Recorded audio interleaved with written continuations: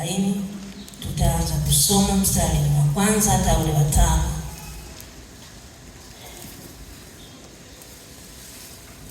Maneno ya Mungu yanasomeka hivi: watulizeni mioyo watu wangu, asema Mungu wenu.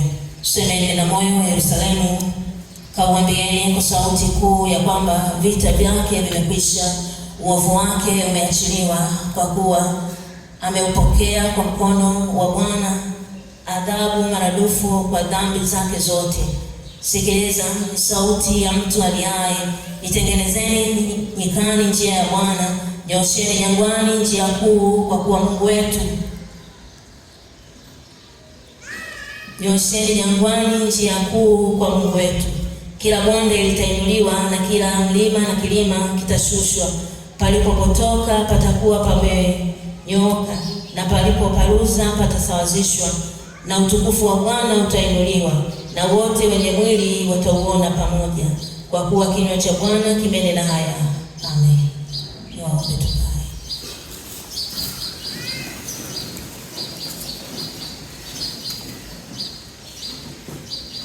Nawasalimu yote katika jina pendo la Yesu Kristo.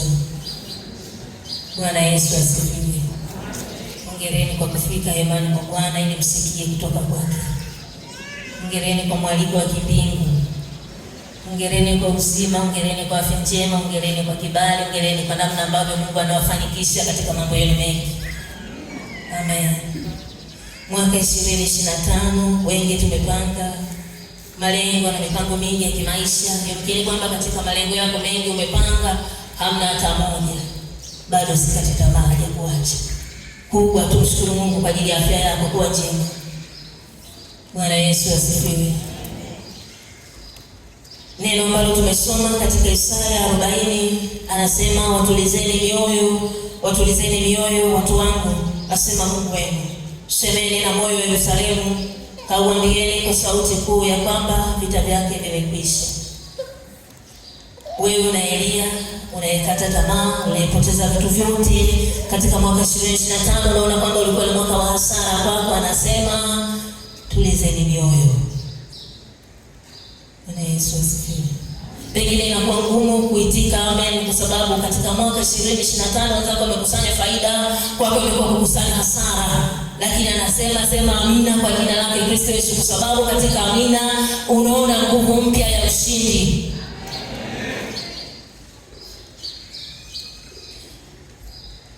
Leo tunaambiwa itengenezeni njia ya Bwana. Itengenezeni njia ya Bwana. Bwana yu karibu, anakuja. Tumeona Krismasi, mapambo mazuri, tomato Krismasi, Yesu amezaliwa. Sasa asishie tu kuzaliwa kwenye tomato kwamba Yesu amezaliwa. Mtoto Yesu anatufanya tufanye shangwe, na kwenye mioyo yetu pia kumetemete. Kumtake mtoto Yesu azaliwe kule kwenye mioyo yetu. Kumwandikie shangwe Kristo Yesu anayezaliwa. Asizaliwe tu kwenye mapambo haya, pengine labda yanatoka hapa yanaisha muda wake, tusubirie tena Krismasi nyingine ya kuwepo hapa, yatuandikie Krismasi mtoto Yesu amezaliwa. Bwana Yesu asifiwe. Wababa, Bwana Yesu asifiwe. Wababa, Bwana Yesu asifiwe. Amen. Nabii Isaya ni baba, sio mama. Nabii Isaya anasema watulizeni mioyo. Nabii Isaya amevaa maumivu ya watu wengi. Sema watulizeni mioyo, watulizeni mioyo. Baba, unapopita kwenye ushujaa, usione ushujaa wako peke yako. Na sisi tujivunie pia ushujaa wako. Na sisi tujivunie nguvu yako na uhodari wako. Tunaona baba yule amefanyika sehemu ya mimi kunivusha. Nguvu yake haikuwa bure, sio ya kwake tu mwenyewe na familia yake, na mimi pia nguvu yake imenivusha. Najivunia nguvu yake, najivunia imani yake, najivunia uhodari wake, najivunia kuomba kwake pia. Baba, Bwana Yesu asifiwe. Amen. Isaya mwenzetu alilia. Maana maneno haya aseme akiwa yupo kwenye kicheko. Watulizeni mioyo. Yupo katika huzuni, yupo katika machungu, yupo katika maumivu, anasema watulizeni mioyo, kwa sababu haiwezi kuwa rahisi kutuliza moyo wa mtu analia wewe unaenda na kicheko. Bwana, si upole tu. Sio kwa kawaida hivyo. Bwana Yesu asifiwe. Mimi sio mara nyingi, japo kwamba kina kaka ninao, lakini sio mara nyingi kujitoa kwa bidii kuwaombea. Mpaka waniambie, dada, tuna mahali hapa tunapita. Lakini ilikuwa juzi basi tu nimepata msukumo eti nawaombea kina baba wote, tena ulimwengu mzima. Nikasema Mungu, hapo kina baba wamenyang'anya heshima yao, imeibiwa. Sio kwamba wao wametaka au sio kwamba wao wamepuuza kwamba wamefikalea hapo walipo wajua wamenyang'anya heshima yao. Ila kwa sababu adui yupo kazini na wewe umesinzia kwenye zama na nafasi yako, kwa hiyo adui akaiba cha kwako. Bwana Yesu asifiwe. Kwa baba, Bwana Yesu asifiwe. Msichoke. Neno la Mungu tunasoma katika Injili ya Luka.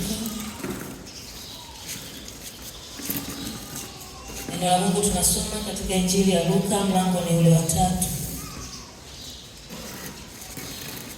Injili ya Luka mlango wa 3, tutaanza kusoma mstari ule wa 4.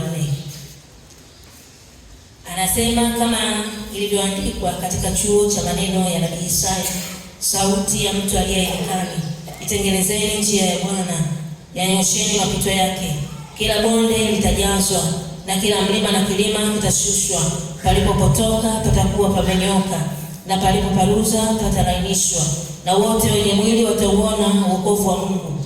Basi aliwaambia makutano ya wale waliomwendea ili awabatize, enyi wazao wa nyoka, ni nani aliyewaonya ninyi kuikimbia hasira itakayokuja? Basi toeni matunda yapatikanayo na toba, wala msianze kusema mioyoni mwenu, tunaye baba ndiye Ibrahimu. Kwa maana nawaambia ya kwamba katika mawe haya Mungu aweza kumwinulia Ibrahimu watoto. Na sasa hivi shoka limekwisha kuwekwa penye mashina ya miti. Basi kila mti usiozaa matunda mazuri hukatwa na kutupwa motoni. Bwana Yesu asifiwe. Tukiendelea hapo, wenzetu wanamuuliza, bado wanaendelea wao kujidai haki. Wanasema, wakamwambia makutano, wakamuuliza tufanye nini basi? Akawajibu akawaambia, mwenye kanzu 2 na mpe asiye na kanzu, na mwenye vyakula afanye vivyo hivyo. Watoza ushuru nao wakaja wakabatizwa, wakamuuliza, mwalimu, tufanye nini sisi? Akawaambia, msitoze kitu zaidi kuliko mlivyoamriwa. Askari nao wakamuuliza wakisema, sisi nasi tufanye nini? Akawaambia, msimdhulumu mtu wala msimshitaki kwa uongo, tena mtoshewe na ishara wenu. Bwana Yesu asifiwe. Kwa baba, Bwana Yesu asifiwe. Anasema tutoshewe na mishahara yetu. Hatujafanya maujanja kule kujiongezea sisi riziki na kipato chetu kule kazini. Hatujafanya maujanja kule ili tuonekane kwamba acha hichi pesa ninachopata mbona hakatoshi, ni kadogo. Ngoja tufanye kaujanja tu kadogo ili angalau kaongezeke. Bwana Yesu asifiwe. Anasema itengenezeni njia ya Bwana.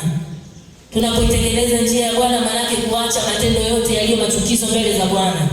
Matendo yote yaliyo kinyume mbele zake yasiyopendeza tuyaache, ili katika hayo matendo maovu sasa tunapoyaacha Mungu apate nafasi kuzaliwa kwetu. Hapa ameyatoa neno gumu, anasema enyi wazao wa nyoka, ni nani aliyewaonya ninyi kukimbia hasira itakayokuja? Haina maana kwamba baba yetu ni nyoka, mama yetu ni nyoka, ila kwa sababu ya matendo mabaya tunaitwa wana wa majoka. Bwana Yesu asifiwe. Mwaka mzima kwa neema ya Mungu tumebakiza kidogo, na kwa neema ya Mungu tunamuomba kwamba endelee kutuvusha. Sasa Mungu alipokupa mwaka huu kuona na kuishi na kutenda hayo yote uliyoyatenda, mengi ya kukwaza wenzio, kuumiza, kuudhi, kusingizia, kuona wenzio kwamba hawana umuhimu wa kuwepo wala yupo tu kama vile kitu kisichokuwa na maana. Wewe ndio mwenye umuhimu, wewe ndio mwenye thamani, wewe ndio unaifaa. Rafiki yangu, hicho kinywa kisije kikakuponza ukaikosa mbingu. Maana ndio unamuelezea mtu kana kwamba unamjua sana. Unatunga kumbe habari za uongo ili kwamba utake kuaminika wewe. Bwana Yesu asifiwe. Mbingu haipo hivyo. Yaani Mungu wetu haipo ili tujipendekeze. Tena kujipendekeza kwenyewe kwa hila, jipendekeze kwa kuniombea, jipendekeze kwa kunisemea kweli. Kama huna cha kusema kuhusu mimi ukakimya. Amina. Kama huna la kusema kuhusu upendo kakimya. Kwa sababu unapofunua kinywa chako unaposema kuhusu upendo, kumbe unasema kilicho kinyume, wala yeye haishi wala halipo hivyo, unajiandikia hukumu katika mbingu na katika nchi. Wanapiga kofi, piga tu. Wala upigi kwa ajili ya upendo, unapiga kwa ajili ya neno ulilobarikia. Bwana Yesu asifiwe. Tupo hapa ili tutunze tu muda wa ibada, lakini tupo hapa ili tusikie. Jamani, hukumu ya Mungu inatisha, tena inatisha kama nini? Jehanamu imewekwa kwa ajili ya shetani na majeshi yake na mapepo yake. Jehanamu haijawekwa kwa sababu ya wacha Mungu. Jehanamu haijawekwa kwa sababu ya wewe, tena mtakatifu, mtu mpendwaye. Haijawekwa kwa ajili yako. Kwa hiyo geuka, acha matendo ya giza, acha matendo ya uovu, acha matendo yasiyompendeza Mungu. Kinywa hujapewa kwa ajili ya masengenyo tu na umbea, kwa ajili ya kukosesha wengine amani. Kinywa umepewa kwa ajili ya kujenga ufalme wa Mungu, kwa ajili ya kujenga utukufu wa Mungu, kwa ajili ya kuimarishana na kusaidiana, sio kwa ajili ya kubomoa huu mwili wa Kristo, kwa ajili ya kubomoa na kuvunja, sio kwa ajili ya Mungu kukupa kinywa. Wengine wenzao hawawezi kusema na Mungu. Walitamani hata kwa sekunde moja tu, hata kwa dakika waseme, lakini hawawezi. Wewe kinywa usikitumie vibaya. Kitumie kwa ajili ya utukufu wa Mungu, kwa kujenga, kwa kutia moyo, kwa kuimarisha, kwa kuomba. Bwana Yesu asifiwe. Basi Alhamisi nikapewa mzigo kuwaombea wa baba. Akaniambia niwaombee wa baba, wamepoteza wengi wao heshima, na wengine wanaishi tu kwamba kikawaida, na mwingine maisha yanayochukulia kwake kama adhabu. Haishi kama vile maisha ni zawadi kwake, anaishi maisha kama vile anatumikia kifungo. Sisi tunamwona kwamba ni huru, kumbe uko gerezani mwenzetu. Sasa usiishi gerezani. Amen. Usiishi kwenye gereza huru, ishi katika amani ya Kristo Yesu. Bwana Yesu asifiwe. Wababa tu wapo kazini, wababa tu wapo kwenye familia, wababa tu wapo mahali popote kwenye jamii. Baba anasomeka, yeye ni mtawala, ni kiongozi. Ishi hivyo kwa ajili ya utukufu wa Mungu, kwa sababu baba wewe unamwakilisha Kristo. Anasema kama yeye Kristo alivyo kichwa cha kanisa.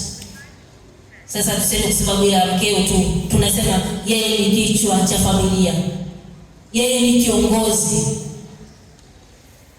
Sasa kama yeye uongozi hautokani na Mungu, uongozi wake, njia zake ni za hovyo tu, vijana wanaenda wapi kupata ushauri? Baba, Bwana Yesu asifiwe. Amen. Vijana wanaenda wapi kupata msaada wa maongozi ya maisha? Wao wenyewe maisha yao wa baba wanaona kana kwamba wameyashindwa, ni mzigo mzito unaoelemea. Wa baba, amina. Kina Isaya ambao wanatutuliza mioyo leo ni kina Isaya, sio kina Upendo, ni kina Isaya. Wao wamepita, kina Isaya wamepambana, wanatuandikia habari hizi kwamba jamani, watulizeni mioyo. Sio tu wenye kurarua mioyo ya wengine, sio tu wenye kuumiza mioyo ya wengine. Itoshe kwamba tulivyorarua mioyo ya wenzetu, labda tukijua tumerarua mioyo yao kwa kusema, kwa kusingizia, tunajua labda tunararua mioyo yao, tunawaumiza, lakini tunatakiwa tupeleke neno la amani lenye kuwaponya, tupeleke neno la amani lenye kuwajenga, tupeleke neno la amani lenye kuwahuisha, tupeleke neno la amani lenye kuwatia nguvu. Bwana Yesu asifiwe. Bwana Yesu asifiwe. Jamani, tupambe mioyo yetu, tupambike mioyo yetu kwanza. Sio tunaanza kujinakshi nje manguo mazuri. Haya manguo mazuri, mioyo yetu ikiwa ya ovyo, pengine imetoka, ina chuki, ina hasira, ina wivu, ina uovu wa kila namna. Manguo mazuri hayatufaidi kitu. Tupambe kwanza mioyo yetu. Amesema kwenye habari tuliyosoma, akasema mabonde yatajaa na milima itashushwa. Bwana Yesu asifiwe. Sasa kuna gharama katika mabonde na milima, kuna gharama. Mahali palipo bonde tunataka hapo iishi nyumba. Ile isije nyumba kwenye bonde. Lazima tufanye utaratibu kwamba hapo penye bonde pakae level ili tujenge. Na pale penye mlima pia vile vile. Pana mlima kama Mnazi, bado mlima tunatakiwa tusawazishe ili nyumba iishi pale. Bwana Yesu asifiwe. Bwana Yesu asifiwe. Mioyo yetu ndio njia ambayo Yesu anapita. Sasa sio njia tu kwamba apite mara moja, anatakiwa apite aishi hapo. Adumu hapo siku zote. Bwana Yesu asifiwe. Mara nyingi tumekuwa wenye kujihesabia haki. Tunaandika haki, tunaandika amani, tunaandika kweli ya sisi wenyewe kwamba kuona mimi niko safi, mimi niko vizuri.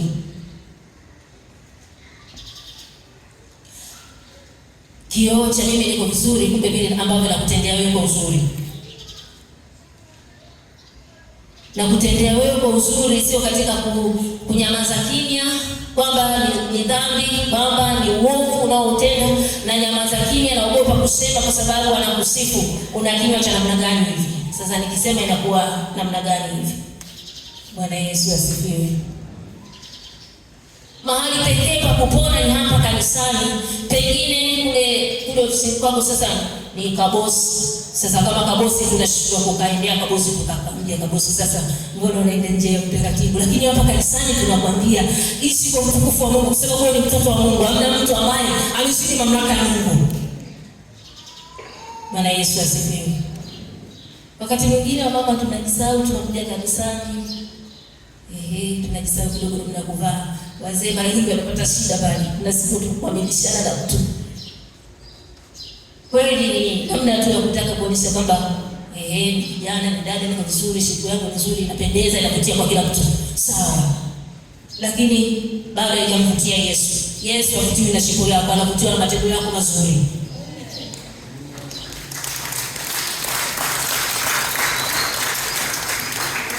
Bwana Yesu asifiwe. Wazee wa kanisa ndio sisi tumewaweka mamlaka hiyo kwa Mungu amewapitisha kuwekwa hapo wazee wa kanisa, sisi tuongoze sio kuhamishia. Mzee wa kanisa anamwambia mbona hicho kingua akifanya kwenda nacho madhabahu. Bwana Yesu asifiwe. Sio kuonyesha nzuri na wazee wa kanisa kuonyesha kwamba na mimi nina sauti, na mimi nina nguvu. Ngoja ndio kuonyesha na kwa barabara yangu. Usije ukabeba hukumu na laana madhabahuni. Bwana Yesu asifiwe. Bwana Yesu asifiwe. Pengine maandalizi yote ya Christmas tangu umezaliwa mpaka Christmas ya mwaka jana imepita, wewe umeipokea kikawaida tu. Basi neno hili linakuja uponyeke kule moyoni ili kwamba Christmas isiishi kimazoea kama ulivyozoea kuishi. Hata pengine unapata neema wewe ya kusafiri, basi uwe bango linalosomekeka vizuri. Kale kanguo kale ambako kamekuzidi umri, ukaache. Kale kanguo ambako kamekuzidi umri, ukaache ukagawe tena ambako yeye kana mkasa wa sawa kuliko wewe sasa uolewe kuvaa gauni au shati.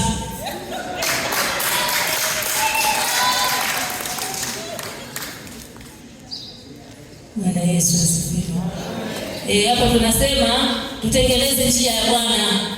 Hata huku kuvaa nguo ambazo tumesahau umri wetu, tumesahau nguo hii hapana enda nayo wapi. Tunataka tutengeneze njia ili Bwana anapokuja akae kwenye mioyo yetu. Bwana anapokuja aone kwamba kweli sisi tumesikia ujio wake, tumejiandaa, tumekurupuka kwamba tumevaa na mavazi, tumeambia sio vazi rasmi na kuja nalo kwenye sherehe. Tumekuja na vazi halisi. Bwana Yesu asifiwe. Lakini kingine tumshukuru Mungu likabadilika. Tunapokuwa madhabahuni mwa Bwana tusiwe kubadilika, tukaonekana tu kwa sababu asante barikiwe.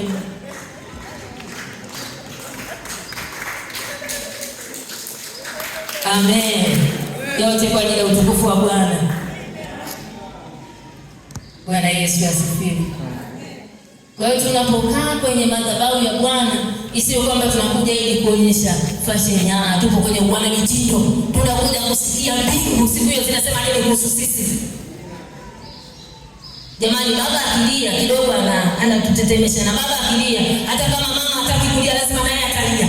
Hata kama ajui baba analilia nini, lazima atalia. Sasa leo Isaya anatualika sisi tulie. Tuwahurumia ambao hawana wa kuhurumia, tukawafariji ambao hawapo kuwafariji, wa kuwafuta machozi na kulia. Tukafanye huzuni wenye kufanya huzuni pamoja na wale wenye huzuni, tukawatangazie ufariji wa kweli. Tukawaambia maji ya Kristo jamani inatosha. Ulipopita hapo kwenye kukata tamaa kwa kulia kwa muda mrefu, Kristo yupo mfariji mkuu. Yeye anakupenda, yeye yupo ili akutulize moyo. Bwana Yesu asifiwe. Kwenye barua ya Mtume Paulo anasema akiingia humu mtu ambaye leo anasema mwenye afya ya akili. Haya, ameingia humu mwenye afya ya akili, alafu akatukuta sisi ndio tumevaa nguo ambazo zimepungua kimo chetu. Atasema sisi tuna afya ya akili kuliko yeye, au yeye ndio mwenye afya ya akili?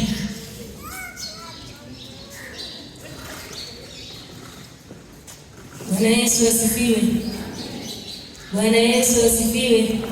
Anasema tunatengeneza, tumtengenezee Bwana njia. Sasa hivi wababa analia sana, na wababa kama vile wamerelax. Wanaona kama vile hawana muda kusema na wababa wajao vijana. Wamerelax. Wababa mnapotulia namna hii, shetani ndio anafanya agenda kufundisha vijana. Sasa shetani anafundisha asiyofaa vijana wetu, anawaharibu, anawapotosha, anawatoa kanisani, anawapeleka kwenye njia zisizompendeza Mungu. Tunatamani wawepo vijana wa kumtumikia Mungu kama kina Mzee Malisa. Sasa shetani amewaiba, hawapo tena. Bwana Yesu asifiwe. Wasiishie tu vijana eti kupiga picha ndio kwamba utumishi huo. Tunatamani wawepo kanisani, wao ni muhimili wa kanisa, walijenge kanisa, walitengeneze kanisa kwa nguvu zao na kwa uzuri.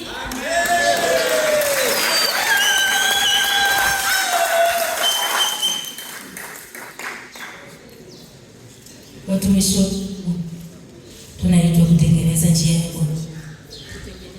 Ndio yetu, ili Kristo Yesu anapokuja kuzaliwa, akazaliwa kwenye mioyo yetu, akaacha shangwe kwenye mioyo yetu, ukafanyike furaha kwenye mioyo yetu.